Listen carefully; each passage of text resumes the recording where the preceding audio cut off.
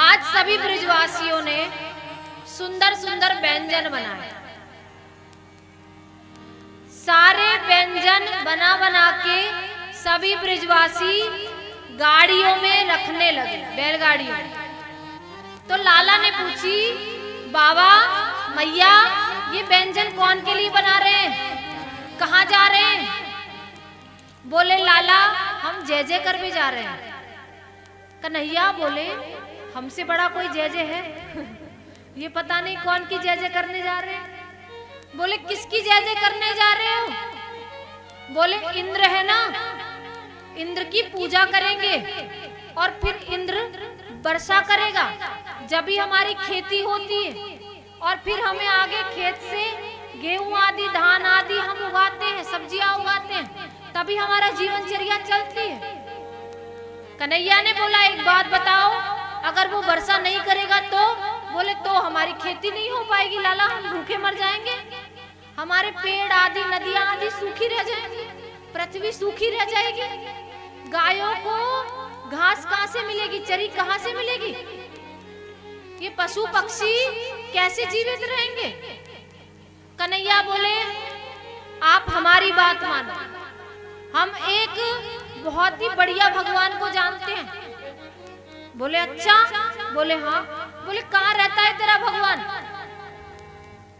बोले मैंने अपनी आंखों से देख रखा है वो भगवान है, मैं मिलके भी आया हूँ। बोले अच्छा? बोले अच्छा तो बताओ कहाँ है? बोले चलो गिरिराज जी गोवर्धन में, और वो खावे को भी आपके सामने सबरी चीजन ने। बोले अच्छा? बोले एक बात बताओ, ये तुम्हारा इंद्र कोई ये प्रसाद खाता है? बोले नहीं बेटा, भगवान खाते नहीं है, केवल दृष्टि का भोग लगाते हैं। बोले मैं ऐसे भगवान को जानता हूँ कि तुम्हारे 56 भोग अपने हाथन से खावे हो। बोले अच्छा लाला, ये तो बहुत बढ़िया बात बताई है तेने। बोले ठीक है, चल अब तू कह रहा है लाला तो तेरी बात ही मान ले में, हम जैसे तू कह रहा है तो हम मान ले में, सीधे साधे ब्रजवासी। सभी ने सारी गाड़ियों पे सामान रखा और सभी लोग जाके गोवर्धन पहुंच गए। और मैं तो गोवर्धन को जाऊं मेरे वीर, नाय माने मेरो मनुआ। प्रसंग पूरा कर लेंगे।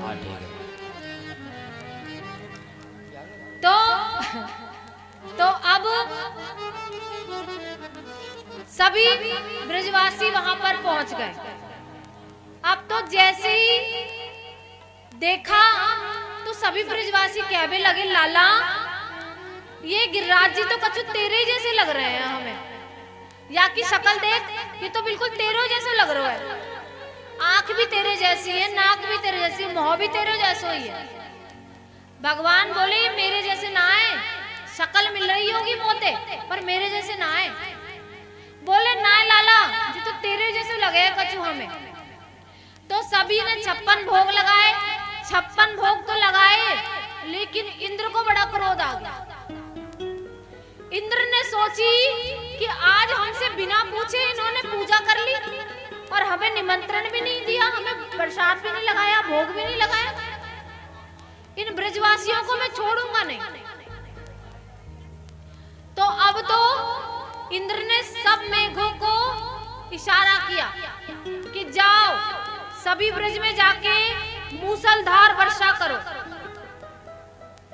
7 दिन 7 रात्रि तक मूसलधार वर्षा हुई।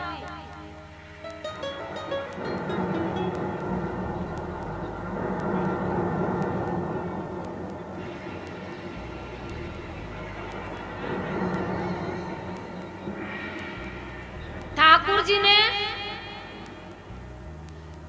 जी ने सोचा कि ब्रजवासी सब डर रहे हैं। ब्रजवासी बोले लाला देख देख तेरे कहने से तो हम आए हैं यहाँ, अब ये इंद्र देख कैसे प्रकोप दिखा रहा, अब कछु तू ही कर लाला, तू ही बचा हमें, इतने संकट आए हैं तू नहीं हमें बचाए, अब तू ही बचा, तू ही कछु कर।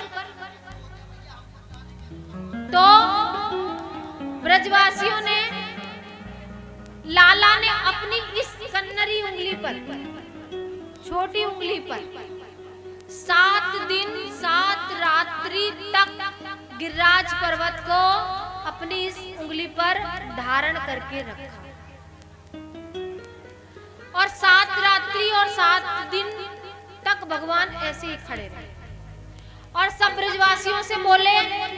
अब भगवान ने सोची अगर ब्रजवासियों को पता चल जाएगी कि मैं भगवान हूँ, 7 दिन 7 रात्रि हो गए, तो ये तो मुझे भगवान समझ के मेरी पूजा करने लगेंगे और पूजा तो करेंगे फिर ये माखन मिश्री मिलने वाले हैं ना, सब चिनोरी आदि प्रसाद मैया लगा दिया करेगी जैसे भगवान को लगा दिया जाता है, पता से चढ़ा देते हैं, चिनोरी चढ़ा देते हैं।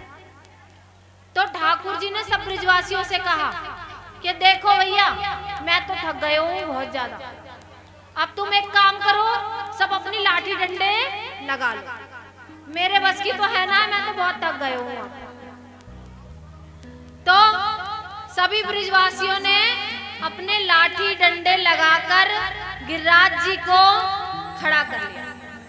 अब ब्रजवासी सोच रहे हैं कि गिरिराज पर्वत हमने उठा रखा है, लेकिन गिरिराज पर्वत तो ठाकुर जी ने उठा रखा है। चलिए अब हम भी गिरिराज जी की तरफ चलते हैं और परिक्रमा मानसिक रूप में ठाकुर जी की लगा